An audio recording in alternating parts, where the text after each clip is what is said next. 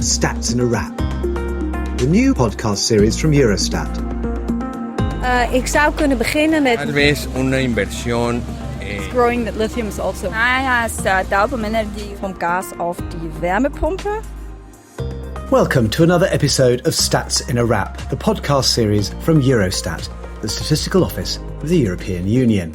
With this podcast series, we like to immerse ourselves in the world of statistical data by wrapping them up into small packages, intriguing stories, and fascinating conversations about the everyday and not so everyday that we experience in our lives.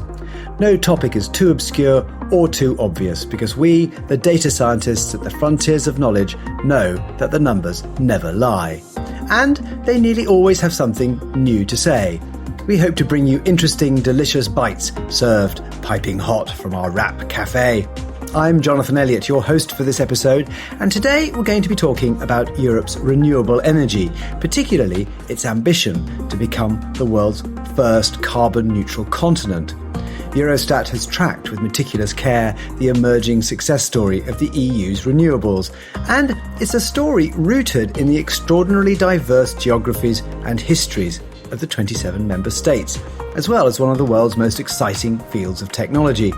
The race to save the planet from climate catastrophe can really only be observed in the numbers, and data science has never been so important. So to guide us through the vast and fascinating world of renewable energy and statistics, I'd like to introduce our two guests. Julian Prime is the head of electricity, renewables and coal statistics at the International Energy Agency. Welcome, Julian. Hi, Jonathan. Thanks for having me here. And with him is Eurostat's Madeleine Mahovsky, who heads the Energy Statistics Unit. Welcome, Madeleine. Thank you, Jonathan. I'm glad to be invited. Thank you both. First of all, let's just, I have to ask you a kind of informal icebreaker question. Julian, I'm going to start with you. Do you have solar panels or a wood-burning stove, perhaps, to keep you warm in the winter? Well, actually, Jonathan, yes, I do have solar panels on my home. When I bought a new home about 10 years ago, they were installed, and it's been generating electricity for me ever since. Lovely. And Madeleine, what about you? Are you a green energy user as well as an expert? I'm a green energy user in the sense that I often commute by bicycle to work. Well, this is a podcast about statistics, and regular listeners will be used to hearing about big and complex data. But the numbers that describe energy in the EU are unusually big, so big that total energy production is measured in something called petajoules, a term I'd never heard of till I looked it up. But I suspect our experts do know it, so I'm going to play perhaps a mean trick on them and ask them, Julian, can you tell me what a petajoule is? It's a way of combining different types of energy into a single unit. For instance, most people will use kilowatt hours for measuring their electricity. But when you're wanting to compare kilowatt hours and use of coal and use of gas, use of renewables, you need to use a common metric. And either the petajoule or the ton of oil equivalent are useful metrics. Madeleine, would you like to give your definition of a petajoule? So it's basically the unit of energy, and the peta means it has many, many, many zeros. I think it's 15 zeros or something like that. Well done. Absolutely correct. It is actually 15 zeros, 10 to the power of 15, which is 1,000 trillion. And 1 joule is equivalent to lifting one small apple the height of a metre. That's 1 joule of energy. Anyway, back to the main topic, and here's a stat to get us thinking.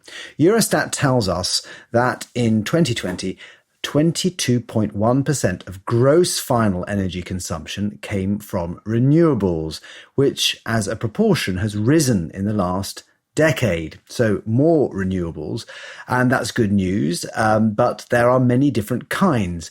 Julian, can you just sort of set out for us, perhaps, the different types and how each has grown? Well, certainly renewable energy has increased both within the EU and worldwide.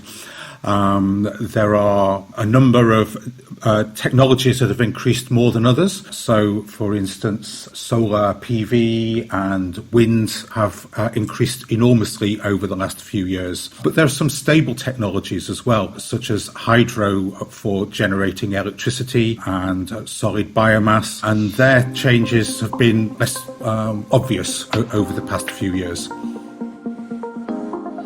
My place is my house is a little bit bigger, but we're also with 2 person, and we don't use a lot of energy. But we have double windows. The walls are isolated because we have 4 seasons in the Netherlands. So, in the summer it's very hot, but you don't want to have it too hot, and in the winter it's cold. So, but you have to ventilate. So it's and all the houses have an energy label. Madeleine, the adoption of renewable energy in the EU has been encouraging, but at the same time, the reliance on energy imports has also increased. Can you explain why? Well, the EU relies actually still a lot on fossil energies. Domestic energy production has actually gone down quite a lot, and that has to do with some policy decisions like to abandon coal or to close nuclear power plants, meaning that overall the EU is increasingly depending on imports from other suppliers and mainly outside the EU. Yes, the energy figures in the EU have also been affected by the COVID-19 crisis. Julian, could you explain why fossil fuel consumption came down as much as it did during the pandemic? Because people working more from home and less from the office, there was a switch from service sector demand for electricity to home use of electricity, mainly because of the lockdowns that were taking place. And it was noticeable worldwide that around 10% less electricity was used in most countries during 2020 and 2021. Yes, as you might expect, I guess. Who is consuming the energy? Who are the biggest consumers? Road users, aircraft, households? I wonder if you could tell us a bit about how it all breaks down. Well, it actually depends on the fuel, as you can imagine. Industry is, of course, a very, very important consumer of energy, and in particular, let's say, gas and electricity. Industrial production relies on those 2 fuels mainly. If you look at the transport sector, obviously, oil and petroleum products are the most important driver, and so they're the transport sector, including both the professional sector and also private households, consumes a lot of gasoline and diesel, of course. We heat with gas. Yeah. So that's also the stove is with gas. That's bigger cost than electricity. As whenever we change, we've had to change lately a few times. Whenever we change all the light bulbs to LED, and it reduces the cost very much. More than 50%. We don't light them so much. We just use lights where we need them. Renewables are sometimes thought of as something of a novelty, but of course we've been using them since the dawn of time. Wood fuel, for example, is renewable energy. Julian, there are old renewables and new renewables, aren't there? Biomass has been used for heating purposes for many years, and hydro has been used to generate electricity, again, many years. But more recently, there's been changes, and solar PV has been introduced to generate electricity, and wind. And if you look at renewable energy supply in the world over the past 30 years, you'll see that solar PV has increased by around about a third every year, year on year, since 1990. And wind electricity has increased by around about 22% year on year, every year. Other more mature technologies, such as hydro, have increased less rapidly, but the amount of renewable electricity that is coming from hydro sources still dominates and is at around about 3 times higher than wind. Okay, that's interesting. Madeleine, do come in.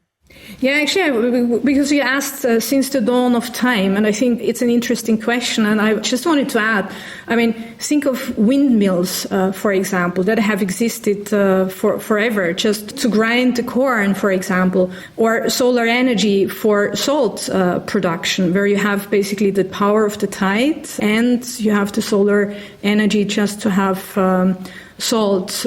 For instance, if you look at Africa, around 48% of total energy supply in Africa is coming from renewable sources, but that is mainly traditional energy, so using wood for heating and cooking, and very little of that is what you would call the modern renewables. For example, we try to charge our phone at the day because we have the energy from our own photovoltaic. And so we try to use the energy on the day and not in the night, for example. Yes, it's a fascinating area. Anyone who's travelled in the global south will see how energy is used, and often perhaps in kind of more careful ways than sometimes we do here. Madeleine, I just wanted to ask you, first of all, as you have a kind of ringside seat in the Commission, to see how the different policies have driven renewable development in Europe. Europe has an ambition to be the first carbon neutral continent. Can you tell us why it is that the EU has progressed as it has in renewables and where that stimulus has come from? The new agenda of the EU is called the European Green Deal, and it sets the target that you just mentioned, that Europe becomes the first climate neutral continent in 2050. And the first milestone is already in 2030. So that is just 7.5 years away. It's pretty soon for such policies. And the idea is to make all the EU law fit for 55. So the idea is to have 55% reduction of greenhouse gas emissions. And right now, and this is actually an interesting moment to discuss, the targets are being renegotiated because of the so-called Repower EU plan, which was triggered by the unjustified invasion of Russia in Ukraine. And the idea, the target, is to raise the share of renewable energy to 45% in 2030. It's important here to point out that the EU imports most of its energy. Madeleine, can you just talk us through that statistic? Are we actually, as the 27 member states collectively, are we still mostly dependent on external sources of energy? Is that true? Yes, indeed. As I said earlier, we are depending still to a very, very large extent on fossil fuels in the EU. And at the same time, we have reduced our domestic production. And as I said earlier, this is because we want to get rid of coal and shut down nuclear power plants. Really startling when you look at renewable energy in Europe is how dramatically different the picture is from country to country. The differences in the league tables are both quite big and often hard to understand at first glance. Julian, could you just tell us, for example, why Iceland, for example, is such a star performer when it comes to renewable energy? Well, Iceland has an awful lot of geothermal energy. That's a technology that's been around for many years, where you are getting energy from the core of the earth. That doesn't rely on wind blowing, it doesn't rely on rain falling or anything like that. So that's, as you say, it's a stable performer for producing energy from renewable sources.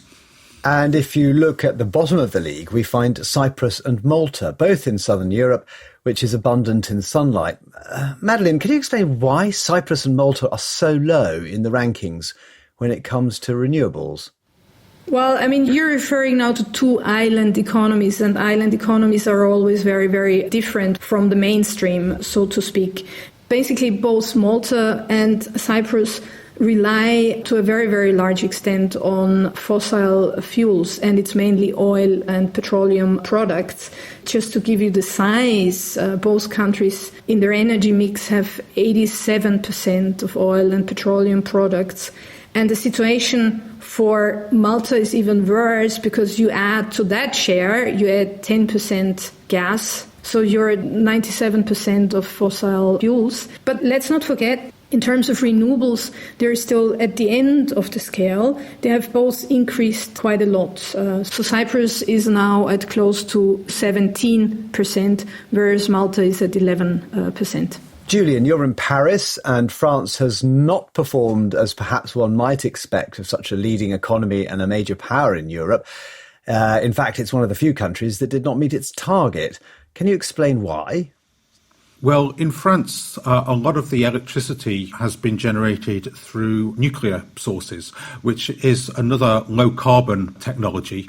As time went on, more investment was made in supporting nuclear than other forms of electricity generation. And nuclear is a long-term investment. As is most electricity generating technologies, a country has invested in a certain technology. It isn't cost effective to just keep chopping and changing to new ways of generation. So back at the top of the league, along with Iceland, sit Sweden and Norway. Again, hard to immediately see why they should be such big producers of renewable energy. Madeleine, what's their secret?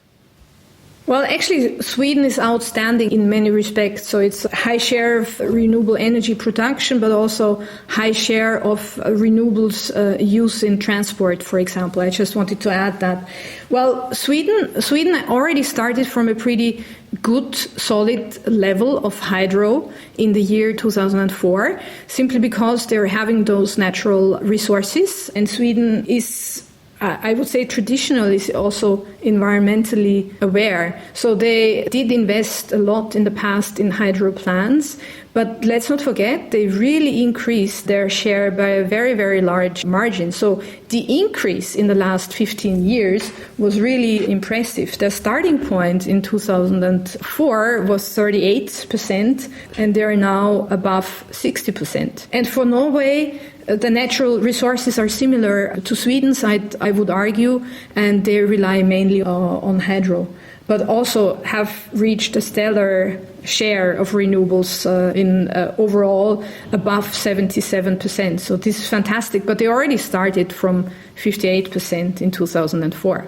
Certainly, Madeleine, outside the EU as well, you can look at certain countries like Paraguay, where they have 100% of their total energy supply coming from renewable sources, and that is hydro-based on the Itapu Dam, which is shared with Brazil.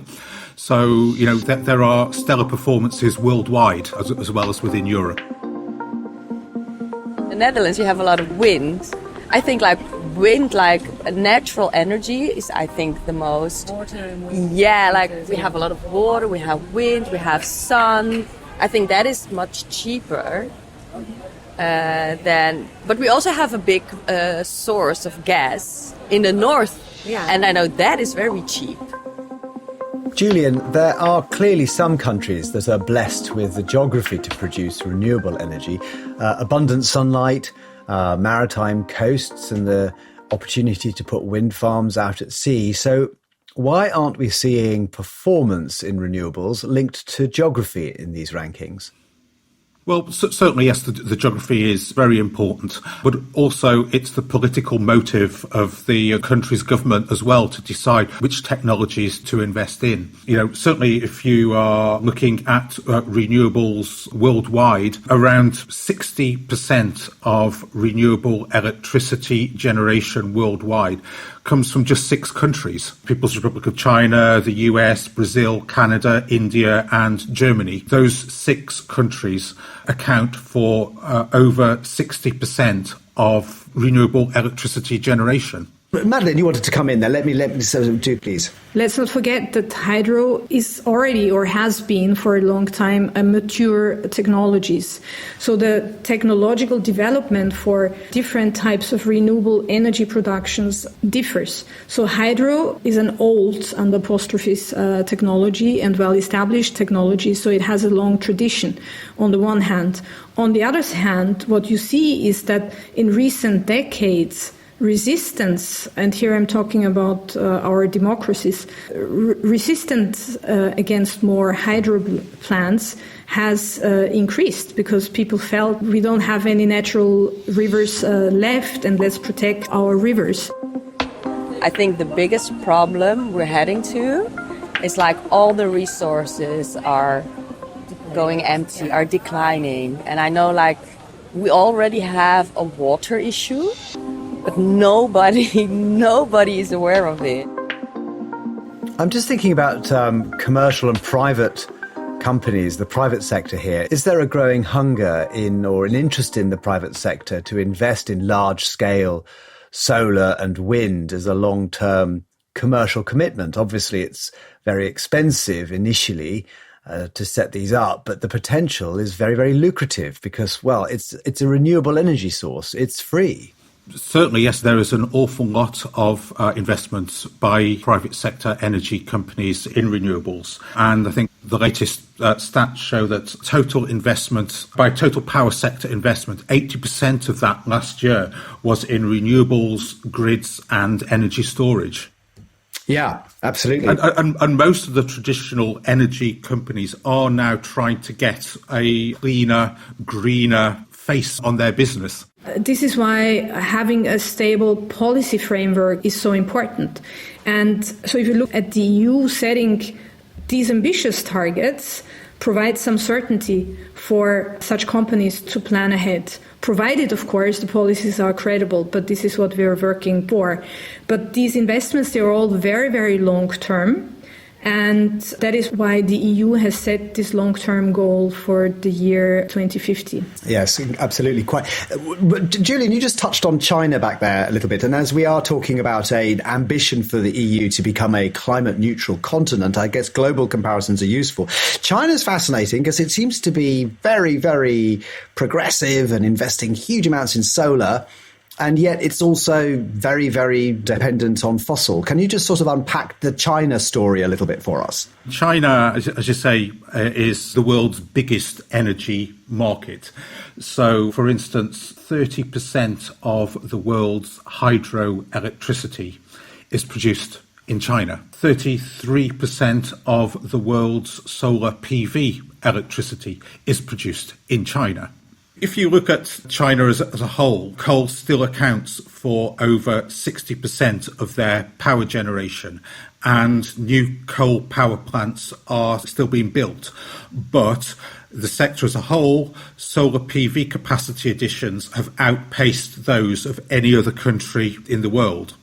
In China, energy consumption has doubled since 2005.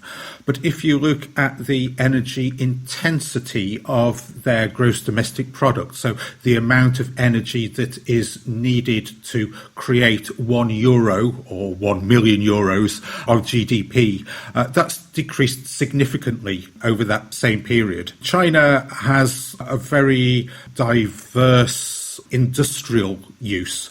So, for instance, in China, more than half the world's steel and cement is produced. And so, that is going to have a big impact on emissions. And if you look at just the steel and cement sectors in China alone, CO2 emissions from that sector are higher than the entirety of the EU's CO2 emissions. But they are still growing in the amount of renewables and still invest in renewables and developing technologies and building batteries that can be used for electric vehicles and so on.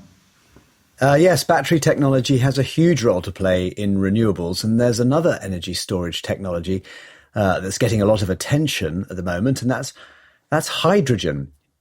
Julian, can you explain a bit about hydrogen? Hydrogen is a very light, storable and energy-dense element, and its use as a fuel produces no direct emissions or pollutions or greenhouse gases. The main obstacle to get low-carbon hydrogen is the cost of producing it, and that requires large amounts of electricity to produce it from water through electrolysis, or using carbon capture technologies to produce it from fossil fuels. Countries are, though, considering more the future of hydrogen, and For instance, in 2019, there were just 3 countries in the world that had a developed strategy for the production and use of hydrogen, and that was France, Japan, and Korea. But today, over 20 countries have released hydrogen strategies, and another 20 or so have publicly announced that they are working to develop a strategy on hydrogen. Madeleine, you're more cautious about the wonders of hydrogen. Just talk us through your reservations about the excitement over this technology. Well, reservations. I mean, first of all, the EU does have an EU hydrogen strategy, and it plans to invest quite a lot of money into producing clean hydrogen. And I think Julian already said it. You need an awful lot of electricity in order to produce hydrogen. And now we need to look at how electricity is produced. This is the starting point. If electricity comes from clean sources, then we would generate clean hydrogen. If electricity is produced, for example, from nuclear power plant, you still have nuclear as the source of electricity. And if we would need to revert to coal plants at the current geopolitical juncture, then again the electricity would come from that source. It's like for electric cars. I mean, you don't just plug in the car and then your transport is clean. You need to look into what is behind the electric plug. And I would say that applies to hydrogen. There are a few statistics on hydrogen worldwide, and roughly 90 million tonnes of hydrogen was used in 2020. But that's mainly in the refining and industrial sector, and produced, sadly, from fossil fuels rather than renewable sources. But that is, hopefully going to change over the coming years. Another technology that, like hydrogen, has been promoted as a potential game changer in renewables, but also attracted criticism, is biofuel. Julian, could you just unpack a little bit for us that biofuels are sometimes not quite as green as people think, are they? A large number of biofuels do compete when they are grown with food crops. So that's why it's important to look at sustainable biofuels, which don't interfere with food. We're using the new term for that, and we call them advanced biofuels. And advanced biofuels don't compete with food.